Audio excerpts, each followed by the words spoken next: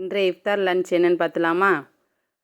White ரைஸும் mutton கறியும் எப்படி செய்கிறதுன்னு பார்க்கலாம். நல்லா பீசஸாக மட்டன் எடுத்துட்டு அது கூட நீல வாக்கில் நறுக்கின வெங்காயம், மிளகாய்த்தூள், மஞ்சள் தூள், தனியாத்தூள், தேவையான அளவு உப்பு, அது கூட சோம்புத்தூளும் சீரகத்தூள், மிளகுத்தூள் எல்லாம் சேர்த்து நல்லா கலந்து அரை மணி நேரம் நல்லா பிசைஞ்சு வச்சுக்கிறணும். இது கூட இஞ்சி பூண்டு பேஸ்ட்டும் சேர்த்து நல்லா கலந்து ஒரு அரை மணி நேரம் ரெஸ்ட் விட்டுறணும்.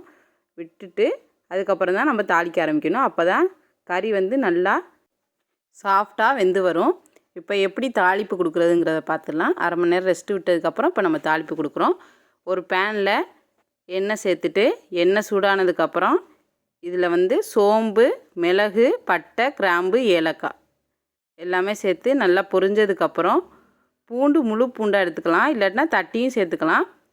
விரிஞ்சி இலை, வரமிளகா அதையும் சேர்த்து நல்லா பொரிய விட்டு இது கூட நீல வாக்கில் நறுக்கின வெங்காயத்தையும் நல்லா சேர்த்து கோல்டன் ப்ரௌன் ஆற வரைய வெயிட் பண்ணணும்.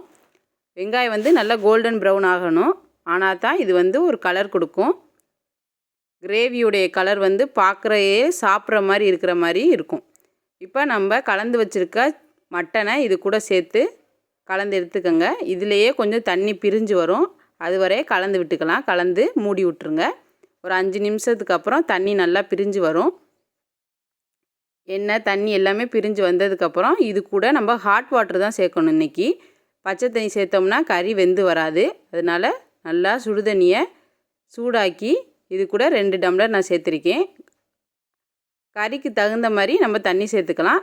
இப்போ கறி வேகுமா வேகாதான்னு பிகினர்ஸுக்கு நமக்கு டவுட்டாக இருக்கும். அதுக்காக என்ன செய்யலான்னா மட்டனை ஒரு 2 விசில் விட்டு வேக வச்சு எடுத்ததுக்கப்புறம் நான் பண்ண மசாலா, வெங்காயம் எல்லாமே சேர்த்து கலந்தோம்ல, அந்த மாதிரி கலந்து இந்த டைமில் அந்த மட்டனை சேர்த்துக்கலாம். இப்போ சுடுதண்ணி ஊற்றி நல்லா லோ ஃப்ளேமில் 15 நிமிஷம் கொதி வந்ததுக்கப்புறம் கிளறி விட்டு இறக்குனோம்னா மட்டன் கறி ரெடி ஆயிடுச்சு. இது கூட மட்டன் மசாலா 2 ஸ்பூன் அளவு சேர்த்து இறக்குனோம்னா மட்டன் கறி காரசாரமாக பார்க்கலே டெம்டாகிற மாதிரி ரெடி ஆயிடுச்சு. நீங்களும் ஒரு வாட்டி ட்ரை பண்ணி பாருங்கள்.